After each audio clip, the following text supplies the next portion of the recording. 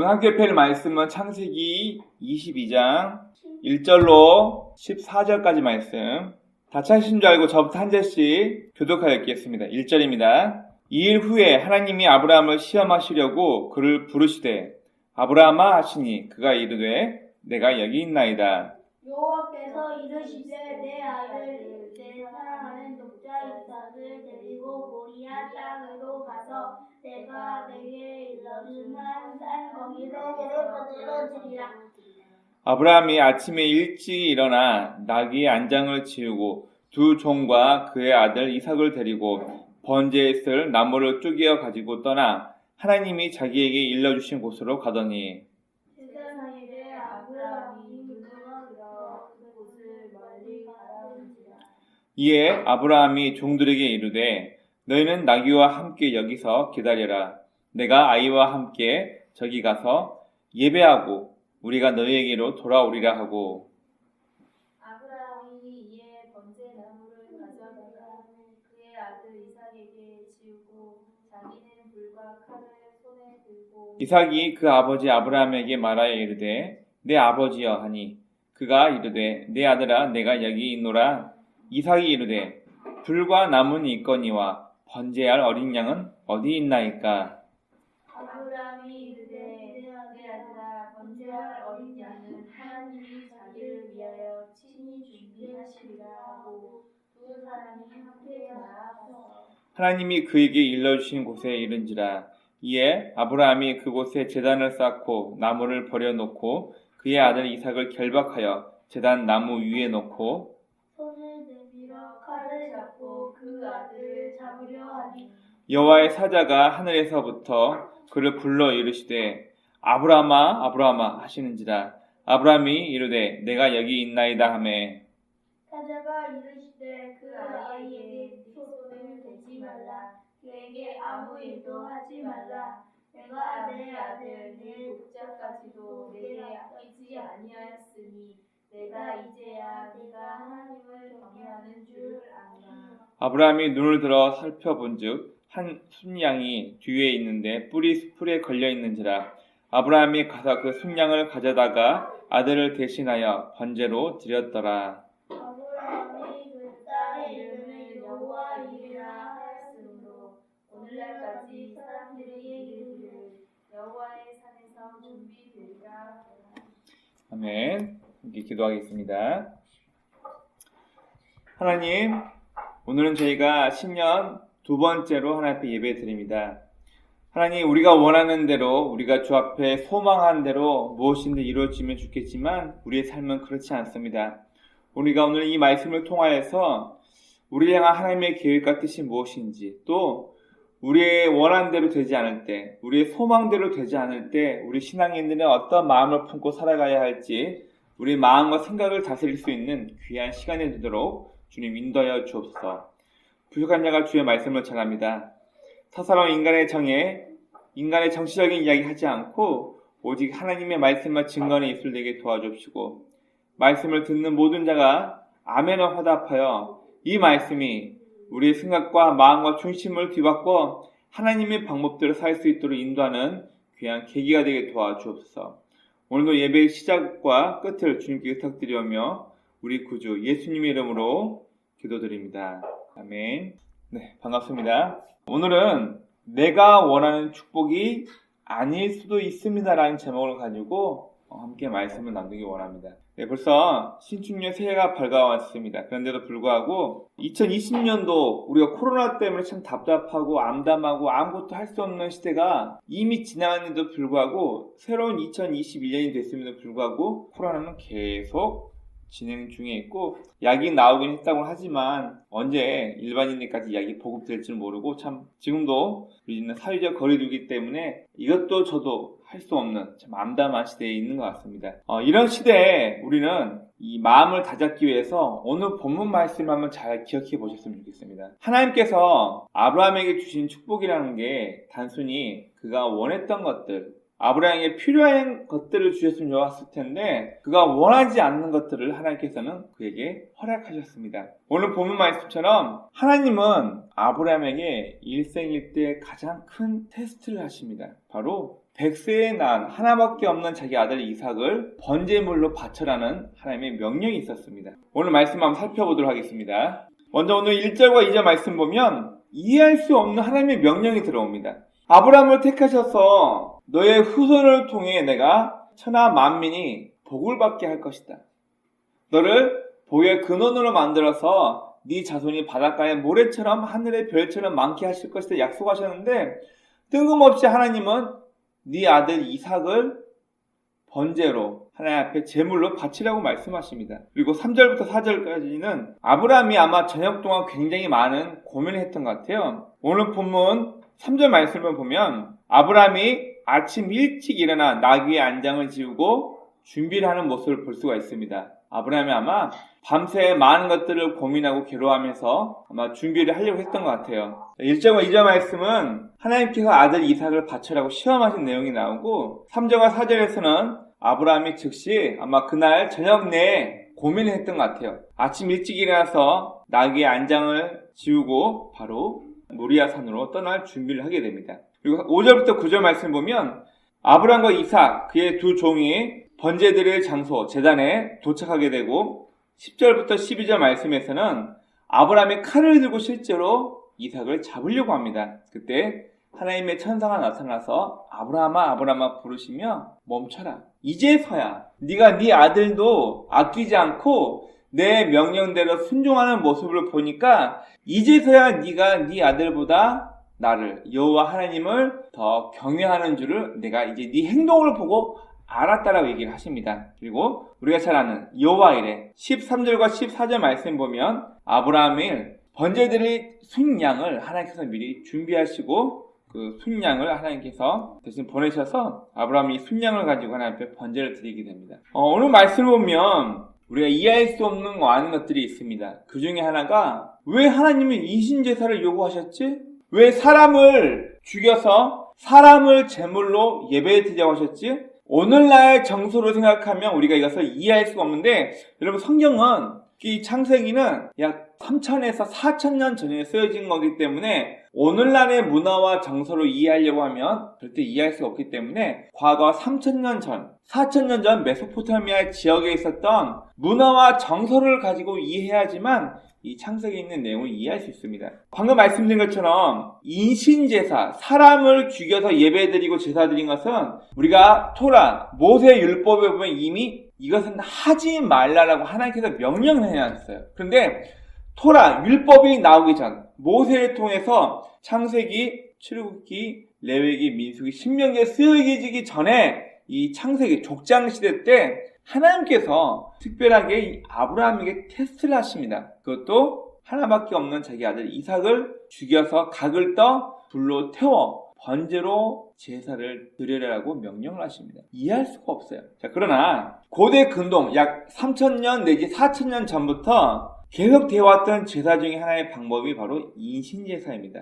하나님께서 명령하신 게 아니라 그 당대 많은 문화권에서 자신의 가장 극렬한 소망을 얻기 위해서 자기 자녀를 죽여서 예배드리는 방법이 이 고대 근동의 사회에서 수많은 사람들이 그렇게 예배를 드리고 있었어요. 하나님께가 아니고 다른 신에게. 우리가 알고 있는 그리스 로마 신화에서도 이 이야기가 있고 실제로 트로이 전쟁에서 그리스 연합군이 트로이를 치러 가기 위해서 배를 타야 되는데 배에 바람이 불지 않자 이 미케네 왕이 자기 딸을 인신제사를 드리고 마침 제사를 끝내고 난 다음에 순풍이 불어서 배를 타고 트로이까지 가게 됩니다. 이게 실제 역사에 기록된 실제 사건입니다. 이처럼 고대 근동 이 당시 사람들은 자신들의 소원 성취를 위해서 알 수 없는 어떤 신에게 자기 아들을 자기 자녀를 죽이면서까지 자기 원한 걸 얻고 싶어 했던 종교적인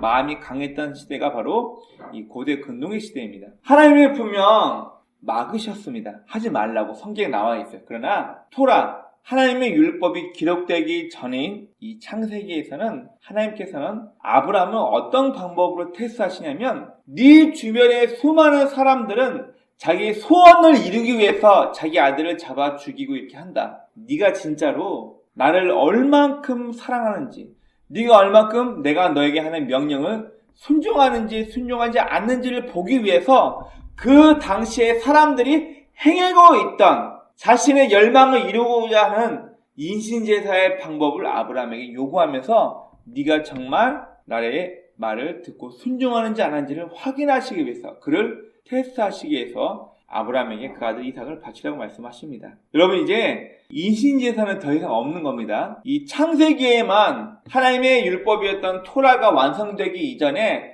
주변 고대 근동의 사람들이, 가나안 일대 사람들이 행해지던 방법, 그 시대의 문화를 가지고 너도 네 정성을 보여달라고 하나님께서 명령을 하신 것 뿐이에요. 이제는 더 이상 인신제사 하면 안 됩니다. 하나님의 완성된 이 성경, 율법이 있는데도 불구하고 과거 몇 년 전에는 미국에서 하나님을 믿는다는 사람이 자기 아들을 죽여서 예배를 드렸던 사건들이 몇몇 실제 사건이 있었습니다. 잘못된 성경, 하나님의 말씀을 모르고 있다 보니까 이런 잘못된 방법으로 예배드리는 사람들이 있었습니다. 그러나 중요한 건 인신제사는 더 이상 있어서는 안 되고 하나님께서 명령을 하지 말라고 금하시는 명령이시고, 인신제사는 이 당대 문화가 있었던 아브라함 시대에 아브라함에게 명령하신 거지 여러분들과 저에게 명령하신 게 아니라는 것을 꼭 기억하시기 바랍니다. 자, 그리고 창세기나 이런 율법들이 만들어지기 전에 하나님께서 모세를 통해서 하나님의 율법인 토라가 만들어지기 전 이전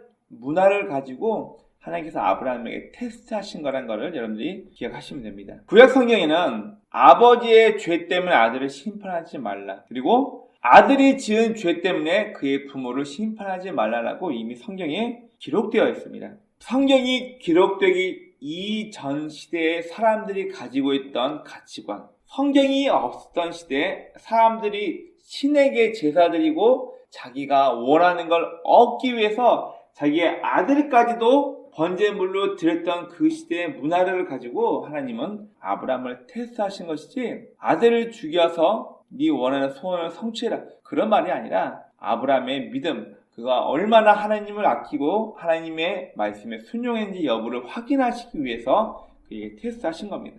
여러분, 한번 이거 생각해 봅시다. 아브라함 입장에 생각해 봅시다. 여러분, 아브라함은 100세, 나이 많은 노인이 되어서 100세가 되어서 겨우겨우 아들을 얻었습니다. 그런데 가장 귀한 독자 이삭을 하나님께 바치라고 명령하십니다. 그가 하나님 앞에 이삭을 바치고 받은 축복이 뭐였죠? 여러분, 뭔가요? 기독교에서는 종종 아브라함이 그의 아들 이삭을 바치는 행동, 실제로 죽이진 않았지만 아들 이삭을 번제로 바치려고 그에게 나무 진도 지우게 하고, 아버지 여기 불도 있고 땔감도 있는데 하나님 앞에 드릴 어린 양은 어디 있습니까? 아브라함이 말하죠. 하나님께서 예배를 위해 친히 번제할 양을 준비하셨다. 그게 너다. 죽이지는 않았지만 아브라함이 칼을 들고 죽이려는 순간 그의 행동을 보시고, 네가 하나님을 이렇게 경외하는 줄, 네 행동을 보고 내가 이제 알았다. 네 아들에게 절대 손대지 말라. 그러면 이 사건을 통해서 아브라함이 받은 축복이 뭐예요? 그럼 성경 한번 보겠습니다. 오늘 본문 12절 말씀 보겠습니다. 사자가 이르시되 그 아이에게 네 손을 대지 말라. 그에게 아무 일도 하지 말라. 내가 네 아들, 네 독자까지도 내게 아끼지 아니하였으니 내가 이제야 네가 하나님을 경외하는 줄을 아노라. 천사가 말려서 이삭이 살해당한 걸 막습니다. 그리고 나서 이 행동을 통해서 아브라함이 하나님 앞에 의롭다고 인정받았나요? 그럼 그렇지 않아요. 이미 아브라함은 창세기 15장에서 그가 여호와 하나님의 말씀 믿고 따라왔을 때 그를 의롭다라고 이미 하나님께서 칭해 주셨습니다. 이 앞에 그랄 왕이 왔을 때 그랄 왕이 임신을 못하고 그의 아내와 그의 후궁들이 다 임신을 못하는 사건이 있을 때 하나님께서 아브라함을 뭐라고 그랄 왕에 소개하냐면, 그는 선지자다. 그가 너를 위해서 기도하면 너희 집안에 있는 모든 문제가 해결될 거다. 얘기를 하세요. 아브라함은 그의 아들 이삭을 바치기 전에 이미 그의 믿음을 보고 그의 아버지 본토 친척집을 떠나는 그 믿음을 보고 그를 의롭다고 이미 칭해 주셨고, 이미 아브라함이 약속하시기를 네 후손이 네 아들 이삭을 통해서 수많은 민족이 커질 것이다. 이미 약속을 받았어요. 그렇죠? 그러면 오늘 이 본문에서 아브라함이 하나밖에 없는 자기 아들 이삭을 바치고 나서 하나님 앞에 받은 축복은 뭐예요? 우리는 아브라함이 이삭을 바치라는 이 말씀, 이 테스트에 그가 합격하고 나서 하나님으로부터 굉장한 큰 무언가를 받은 것처럼 얘기하지만 실제는 없어요. 오늘 본문 제목을 제가 이렇게 정했습니다. 내가 원하는 축복이 아닐 수도 있습니다. 아브라함은 이삭을 번제물로 바침을 통해서 네가 정말 나를 경외하는지 확인해 보겠다. 그 테스트에 아브라함은 합격했습니다. 그리고 나서 그가 받은 축복이 뭐냐고요. 내가 하나님을 위해서, 교회를 위해서 봉사했는데 그러면 뭔가 얻어야 될 텐데 얻은 게 뭐예요? 오늘 본문을 가지고 자꾸 아브라함이 축복받았다. 그의 하나밖에 없는 아들 이삭을 바치고 나서 하나님 앞에 축복받았다고 얘기하는데요. 아브라함이 받은 축복은 이미 창세기 15장부터 하나님이 약속하신 겁니다. 너를 의롭다고 칭하고 너의 후손, 네 아들 이삭을 통해서 큰 민족이 만들어질 것이다. 이미 하나님께서 약속하신 내용들이에요. 여러분, 그런데 만약 아브라함도 마찬가지고 우리도 마찬가지입니다. 내가 이렇게 주와 복음을 위해서 헌신했는데, 내가 이렇게 힘들어하면서 교회를 개척하고 하나님의 몸된 교회를 위해서, 내가 이렇게 교회에서 봉사하며 예배 잘 드리고 헌금하며 봉사했는데 왜 내가 원하는 소원은 이루어지지 않지? 왜 내가 하나님 앞에 기도하고 있는 기도 제목들은 응답되지 않지? 우리가 이렇게 마음 가운데 의심을 품을 수도 있습니다. 여러분, 오늘 본문 말씀을 한번 뒤집어 봅시다. 제가 괴담을 하는 것이 아니라 이 성경 말씀을 통해서 과연 아브라함이 그 아들 이삭을 바치고 난 이후에 그의 가족들이 행복했을까요? 한번 성경 한번 봅시다. 여러분, 성경을 보면 아브라함과 그의 아내 사라와 그의 아들 이삭이 함께 살았다는 증거가 나오진 않아요. 그런데 아브라함 따로, 그의 아내 사라 따로, 그의 아들 이삭이 따로 살았다는 증거들이 성경에 나옵니다. 100% 아브라함의 가족이 다 깨져서 별거 있다는 걸 성경이 100% 말해주고 있지 않지만 그런 증거들이 성경에 많이 나와 있어요. 우리는 아브라함이 이삭을 바쳐서 시험에 테스트하고 난 이후 하나님 앞에 축복을 받았다 이것만 생각하시지 그가 구체적으로 무슨 축복 받았는지 모릅니다. 그리고 또 하나 그의 가정은 오히려 혹독한 시험에 들어간다는 것을 성경이 이야기하고 있습니다. 먼저 볼까요? 그리고 아브라함은 족장이죠.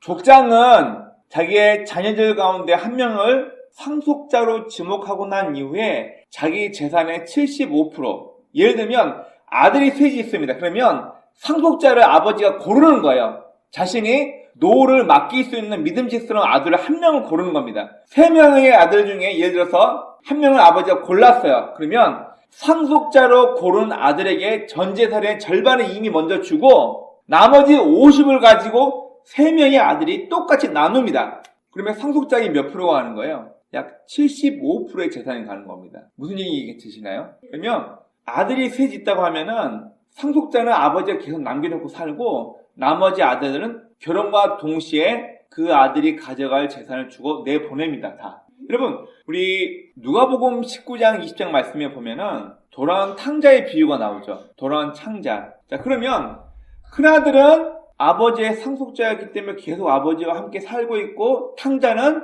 아버지가 죽지도 않았는데 자신이 받을 재산을 미리 계산해 달라고 그 재산을 받고 나가버리죠. 그리고 사실 온갖 고생을 하고 아버지 집으로 돌아옵니다. 그때 큰아들이 성질내는 이유가 뭐냐면 아니 아버지 나를 상속자로 찜해놓고 아버지 모시고 나는 살고 있는데 나한테는 친구들과 함께 즐길 소 한 마리 잡아주지 않더니 이런 방탕한 놈이 왔을 때는 소를 잡고 뭐하고 잔치이고 이게 뭡니까? 아버지가 얘기합니다. 내 것이 다 네 것이 아니냐. 우리나라 정서로 성경을 보면 이해가 안 되니까 고대 근동의 이스라엘 정서로 이해하면 굉장히 빠릅니다. 바로 상속자는 아버지 재산의 75% 이상을 물려받고 아버지를 모시고 살아야 할 의무가 있는 거예요. 그러면 아브라함에게 있는 아들 중에 상속자는 누구예요? 네, 오로지 이삭이에요. 그러면 누가 아버지 아브라함과 어머니 사라를 모시고 살아야 돼요? 당연히 이삭이 모시고 살아야겠죠. 자, 근데 성경 한번 보겠습니다. 성경 오늘 읽었던 창세기 22장을 보겠습니다. 아브라함이 이삭을 바치기 전 살던 지역이 어디였어요? 19절 말씀만 보세요. 19절 다 같이 읽습니다. 시작. 이에 아브라함이 그의 종들에게로 돌아가서 함께 떠나 브엘셰바에 이르러 거기 거주하였더라. 자, 이게 보면 이삭과 함께 떠나서 예배드리러 갔다가 제물을 바치려 하다가 준비된 순양을 번제로 드리고 다시 돌아왔죠. 그때 아브라함이 있던 지역이 브에이셰바라는 지역입니다. 자, 그런데 사라가 죽어서 그의 아내 사라가 죽고 난 이후에 장사 지는 위치가 달라요. 사라가 있었던 위치가 다른 위치이고 그의 어머니 장례를 위해서 이삭이 찾아옵니다. 위치가 달라요. 여러분, 그러면 우리 아까 읽었던 것처럼 이스라엘에서 상속자는 어떻게 돼요? 네, 상속자는 평생 아버지 재산의 75%를 물려받고 그의 부모를 모시고 살아야 할 의무가 있는 거예요. 그리고 상속자 이외의 나머지 자녀는 결혼할 때 그가 받을 유산을 주고 다 내보냅니다. 이게 이스라엘 전통이고 지금도 이스라엘은 거의 3대가 같이 살아요. 3대가.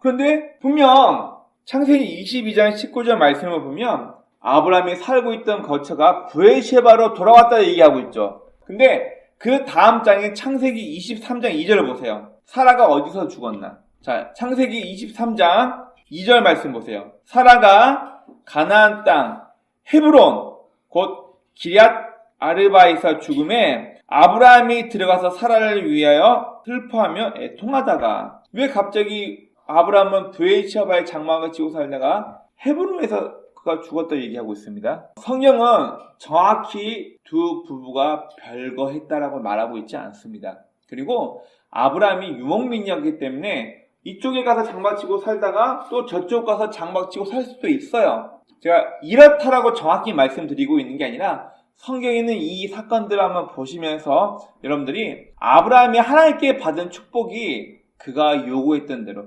인간적인 축복만 받은 게 아니라는 걸 제가 말씀드리고 싶어서 하는 겁니다. 자, 다음 창세기 24장 62절 말씀 보세요. 창세기 24장 62절 이삭이 어디에서 올라오나 한번 보겠습니다. 62절입니다. 시작. 분명 이 나라의 문화고 전통이면 아버지를 모시고 살아야 되는데 이삭이 살고 있는 위치가 달라요. 지금 이게 어떤 사건이냐면은 그의 어머니가 죽었어요. 사라의 장례가 치러지고 있을 즈음에 아브라함이 그의 종 한 명을 보내어서 야, 내 아들 이삭을 위해 사람을 구해와라. 그의 배필을 구해와라 해놓고 이삭이 브엘라 헤로이라는 지역에 있다가 어머니 장례 소식을 듣고 올라가고 있는 거예요. 그때 이삭이 브엘라 헤로이로부터 어머니가 있는 헤브론으로 올라와서 그의 아내가 될 리브가를 만나게 됩니다. 자, 지도 한번 보겠습니다. 여러분 볼게요. 아브라함이 정착했던 브에이셰바가 바로 이곳이고요. 사라가 죽었던 장소가 헤브론이에요. 여기 헤브론. 그리고 브엘라 헤로이 어딘가 볼게요. 브엘라 헤로이는 요 제일 밑에 여기가 브엘라 헤로이입니다. 이 지역이 여기부터 여기까지 거리가 약 20km. 그러면 그의 아들 이삭은 어머니 장례를 치르기 위해서 거의 40에서 50km 이상을 걸어갔다는 얘기예요. 뭐 나이를 탔는지 모르겠지만. 그러면 분명 이스라엘 전통으로 따지면은 아버지와 아들과 함께 살아야 되는데 이들 가족은 다 뿔뿔이 흩어졌어요. 여러분, 아브라함이 하나님 앞에 네가 이제야 네 아들도 아끼지 않고 나를 경외한 줄 알았다라는 하나님도 칭찬을 받습니다. 그 이후에 아브라함 가족이 받은 축복이 뭐예요? 아브라함의 가족이 받은 축복이 뭐냐고요? 성경을 보면 정확히 나와 있지 않지만 이삭과 아버지 그리고 사라가 살았던 장소가 다 다르다고 성경은 나와 있어요. 그의 문화로 해석하자면은 분명히 이거는 별거중인 겁니다. 아니 하나님 앞에 이삭 바쳐낸 제사에 순종하고 나서 그가 그 말씀대로 아브라함은 순종했을 뿐인데 그러면 뭔가 큰 축복을 받고 하나님으로부터 뭔가 보장의 삶을 받았어야 됨에도 불구하고 그의 삶은 창세기 22장에 그가 아들 이삭을 바치고 난 이후 그의 사건을 보면 아브라함의 가족은 전부 다 뿔뿔이 흩어져 버리게 됩니다. 어떤 학자들은 그렇게 얘기를 해요. 이게 반드시 이렇다라고 말은 할 수 없지만 성경에 나와 있는 이삭의 성품을 보면 굉장히 마마보이처럼 산다는 것을 우리가 알 수 있습니다. 굉장히 결단력도 없고 우유부단하고 나중에 그에게 리브가 사이에서 두 아들이 태어났을 때도 하나님의 말씀이 있음에도 불구하고 에서만 피 흘려 죽은 고기만 좋아하면서 에서만 좋아하고 그에게 장자권을 주려고 하는 그 모습을 봤을 때 학자들은 이삭의 심리가 아마 아버지가 자기를 제물로 바치려고 했던 그 사건 이후 굉장히 불안했었고 이 사건이 계기로 사라에게 알려지게 되면서 아마 아브라함 가족은 뿔뿔이 흩어져서 살지 않았나 이렇게 해석하는 사람도 있습니다. 그러나 또 한 가지, 여성의 인권이 없던 이 시대에 여자가 남편을 떠나 홀로 살았다? 이것도 불가능하죠. 성경에서는 반드시 이랬다라고 나와 있지 않고 이런 정황들을 보면 아마 아브라함과 이삭은 따로 살지 않았나 그렇게 우리가 유추해 보기만 할 수 있습니다. 그러면 우리는 이 3000년 내지 4000년 전에 있던 이 시대의 사건을 정확히 이렇다라고 얘기할 수는 없습니다. 다만 오늘 본문이 우리에게 몇 가지 말씀하고 있는 것들을 한번 봅시다. 첫 번째, 내 기준의 축복은 위험합니다. 내가 이만큼 했으니까 나 이만큼 정성 들였고 헌신하고 봉사했는데 왜 내 뜻과 다르게 잘 안 되지? 여러분, 기독교가 우리 한국에 들어왔을 때, 그리고 우리 기독교가 한국에서 부흥할 때가 언제냐면 6.25를 거치고 난 이후 새마을 운동을 통해서 모두가 잘 살아보자, 경제를 한번 해보자, 이 우리나라의 경제 운동과 맞물려서 교회가 급성장했습니다. 그러다 보니까 많은 목회자분들 그리고 많은 성도가 어떤 의식이 있었냐면 내가 하나님을 위해서 교회를 위해서 봉사하고 헌신하면 물질적으로 축복받고 내가 다 잘 될 거야. 이런 막연한 샤머니즘적인 이런 요소가 우리나라 사람들 가운데 많이 있다 보니까 내가 이만큼 교회를 위해서 하나님을 위해서 봉사했는데 내가 이만큼 주와 복음을 위해서 열심히 했는데 나에게 대가가 있겠지. 내가 요구하는 대로 내 자녀가 잘 되고 내 남편이 사업에 승진하고 내가 계획하고 생각한 모든 것이 다 잘 되겠지. 그럼 오늘 본문은 내 기준에서의 축복은 굉장히 위험하다는 것을 얘기하고 있습니다. 아브라함이 이삭을 바치고 난 이후에 그가 받은 축복이 뭔가 생각해 봅시다. 우리 인간적 눈으로 봤을 때 없어요. 오히려 아들 이삭을 바치고 난 이후에 그의 가정이 뿔뿔이 흩어졌다는 성경적인 정황들을 봤을 때 여러분 이게 축복인가요? 내 생각대로 하나님의 받을 축복을 생각하면 이건 축복이 아니죠. 즉 우리의 인간적인 기준으로 축복을 정해놓고 이거 달라 저거 달라 우리는 그 기준이 너무나 하나님과 다르다는 것을 이해합니다. 여러분 십자가는 하나님께서 그 아들 예수에게 너 십자가에 죽으라 명령하십니다. 요한복음을 보시면 예수님께서 직접 말씀하십니다. 십자가에 죽어야 되는 게 내 아버지의 뜻이고 명령이다. 나는 이걸 순종한다. 십자가에서 죽어라. 그러면 내 일이 다 이루어지고 너는 부활할 것이다. 이거 어떻게 믿어요? 바로 오늘 본문은 알 수 없는, 이해할 수 없는 하나님의 뜻에 순종해야 한다는 것을 이야기하고 있습니다. 간혹 이 이삭을 순종했기 때문에 대신 죽어야 될 희생물이기 때문에 십자가에 돌아가신 예수님으로 예표한다고 이렇게 말씀하기도 합니다. 우리는 알 수 없지만 예수님도 다 알 수는 없지만 하나님 말씀에 순종해야 하는 걸 이야기하고 있고 다음 세 번째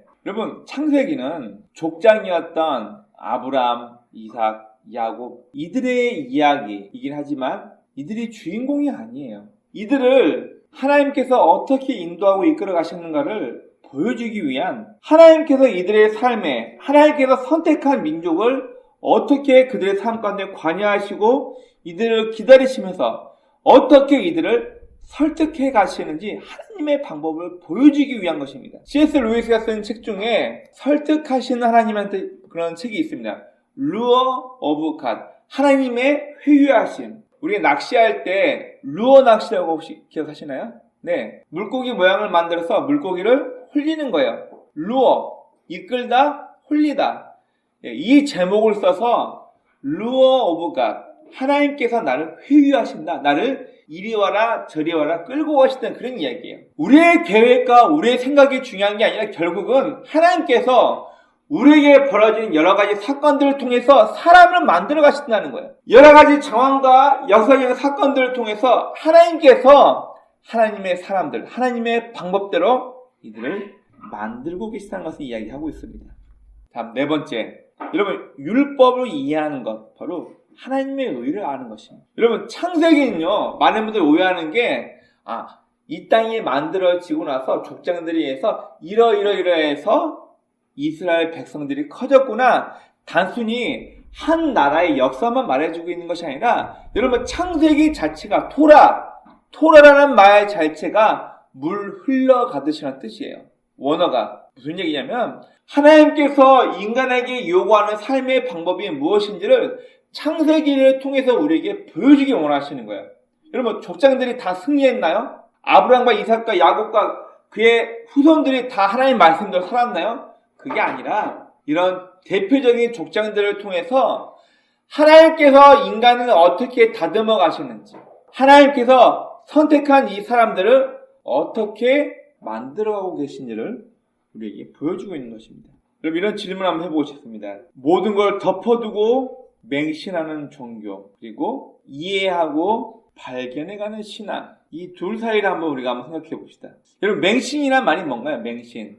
아무런 논리적인 합리적인 생각 없이 말하는 대로, 시키는 대로 따라하는 걸 맹신이라고 합니다. 여러분, 성경은 우리에게 맹신하라고 말하고 있지 않습니다. 굉장히 위험한 방법을 하나 알려드릴게요. 예전에 이제 목사님들이 가끔 이런 얘기를 많이 했습니다. 나 오늘 성경 한번 봐야지. 딱 폈더니, 가룟 유다가 목에 달아서 죽었더라. 자살했네. 또 한번 딱 폈더니, 너도 가서 이와 같이 행해라. 이 말씀이 왜 있는지 기억하지도 못하고 딱 폈더니 가룟 유다가 목 매달아 죽었더라. 또 한번 폈더니 너도 가서 이와 같이 행해라. 그러면 하나님께서 지금 나보고 목 매달아 죽으란 얘기예요. 여러분, 그런데 우리가 성경을 이해하지 못하면 이렇게 실수를 범합니다. 여러분, 만약 앞에 있는 설교자가, 하나님의 말씀을 잘 알고 있는 설교자가 삶에 찌들고 삶에 바빠서 성경을 잘 모르는 회중에게 정치적인 가치관을 가지고 성경을 이렇게 저렇게 얘기하고 있어요. 그럼 여러분 다 선동하는 거예요. 여러분, 그렇지 않나요? 굉장히 위험한 겁니다. 미국의 한 성도가 그린 만화 카툰 중에 이런 내용의 카툰이 있습니다. 교인들이 교회 안으로 예배드리러 가고 있는데 그 다음 컷은 뭐냐면 그 앞에 서 있는 목사가 얘기를 해요. 성도 머리를 이렇게 이게 만화입니다. 만화. 머리를 이렇게 열더니 뇌를 다 꺼내서 놓는 거예요. 예배드릴 때 당신의 뇌는 필요 없습니다. 성도가 드린 거 뇌를 다 꺼내요. 만화에서 뇌를 다 꺼내면서 예배드릴 때 당신의 뇌는 필요 없습니다. 무조건 순종하세요. 그리고 교회 안으로 들여다보는 거예요. 이 만화가 굉장히 우리에게 시사하는 바가 큽니다. 여러분, 하나님께서는 우리에게 예배드릴 때 그냥 맹종하라고 말씀하지 않습니다. 성경을 통해서 이 당시의 삶, 그리고 하나님의 마음이 무엇인지를 이해함을 통해서 네가 알고 깨달은 것만큼 순종하고 그렇게 살아가라고 우리에게 말씀하고 있지, 무조건 덮어두고 믿어라, 그 얘기가 아니에요. 여러분, 우리는 분명 하나님을 다 이해할 수 없습니다. 100% 이성적으로 이해가 안 돼요. 여러분, 모세가 지팡이로 그 큰 홍해 바다를 갈랐대요. 하늘에 달이 멈추고 태양이 멈춰서 여호수아가 해가 저무는 걸 막아버리고 전쟁에 임했대요. 여러분, 남자와 결혼하지도 않는 여자가 성령으로 잉태해서 예수님이 탄생하셨어요. 죽은 사람이 3일 만에 부활했어요. 이게 논리적으로 객관적으로 이해가 되나요? 여러분, 성경에서 이런 기적들을 다 빼버리고 인간적인 이성으로만 보는 것도 문제가 있지만, 또 하나 우리의 생각을 다 무시해버리고 있는 그대로 성경 말씀 듣고 따르는 것도 위험합니다.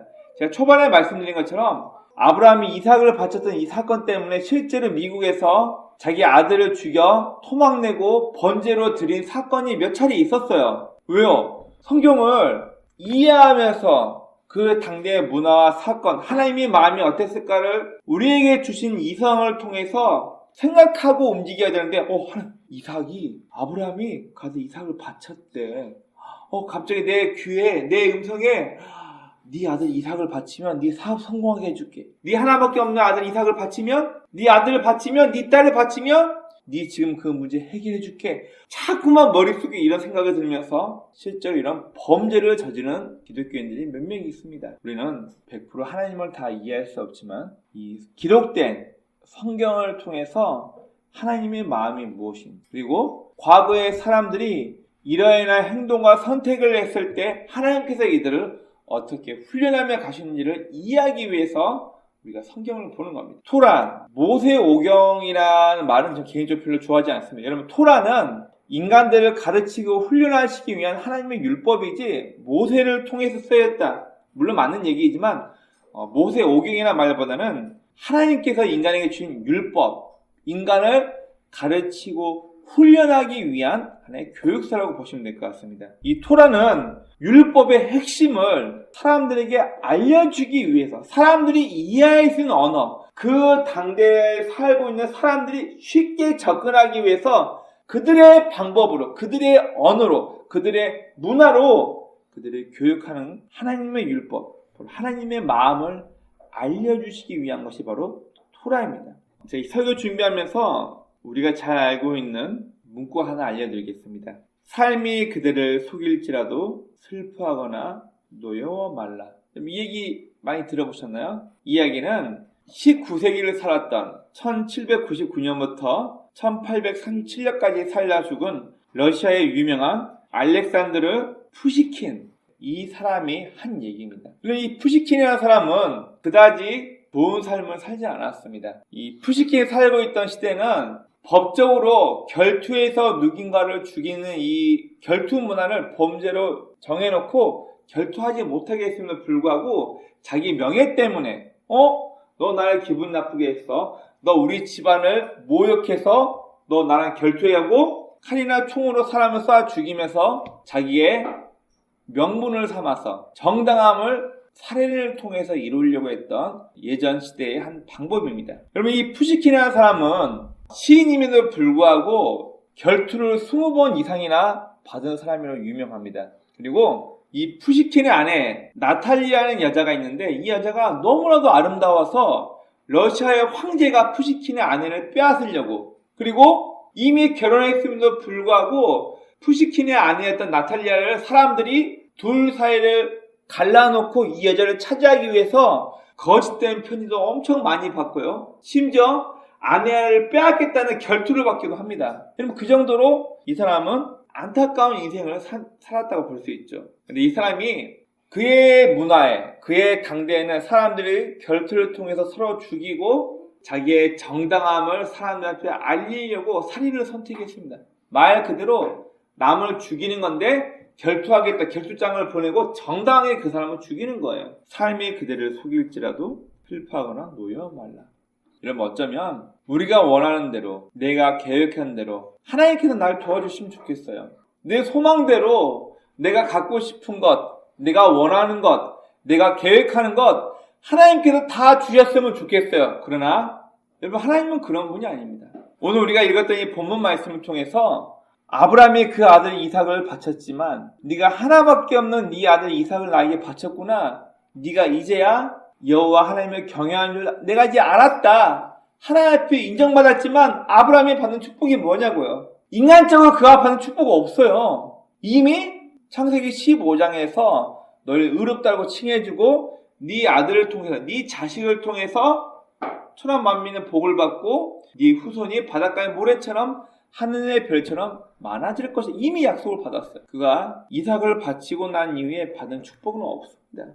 인간적인 관점에서 봤을 때는 없어요. 다만 오히려 성경에는 정확히 아브라함의 가족이 서로 흩어져 별거했다고 나와 있지 않지만 우리가 상속자가 부모를 모시고 같이 살아야 하는 고대 근동의 문화로 봤을 때 아브라함이 살던 위치 브에르시바, 그리고 사라가 죽었던 곳 헤브론, 그리고 그의 아들 이삭이 살고 있었다, 거주하고 있었다, 성경에서는 브엘레헤로 이렇게 얘기하고 있습니다. 우리가 내가 요구한 대로, 내가 원하는 것대로 무엇이든 다 이루어지면 좋겠지만 여러분, 방금 제가 푸시킨의 이야기를 나눈 것처럼 삶이 그대를 속일지라도 슬퍼하거나 노여워하지 말라. 우리 원대로, 우리의 소망과 희망대로 되지 않을 수도 있어요. 우리가 하나님을 잘 믿고 섬기더라도 우리의 계획대로, 우리의 방법대로 되지 않을 수도 있습니다. 여러분, 중요한 건 아브라함이 이삭을 바친 이 사건 이후에 그의 가족이 흩어졌는지 같이 살았는지 잘 모르겠어요. 하지만 중요한 건 우리가 믿고 따르는 하나님께서는 더 큰, 우리가 이해할 수 없는 방법으로 아브라함을 훈련시켰던 것처럼 저와 여러분들도 똑같이 훈련시키십니다. 여러분들과 저 개인의 해석이나 결단이 항상 정당하거나 옳을 수는 없습니다. 다만 우리가 믿고 따르는 하나님께서 더 크고 더 장대한 목적이 있음을 우리가 기억하며 살아가야 할 것입니다. 이게 바로 신앙의 참 길이요 믿음의 길로 가는 것입니다. 오늘 제 앞에 있는 말씀 한번 같이 읽어보겠습니다. 시작. 하나님의 방법과 열심으로 이끌어 가시는 역사.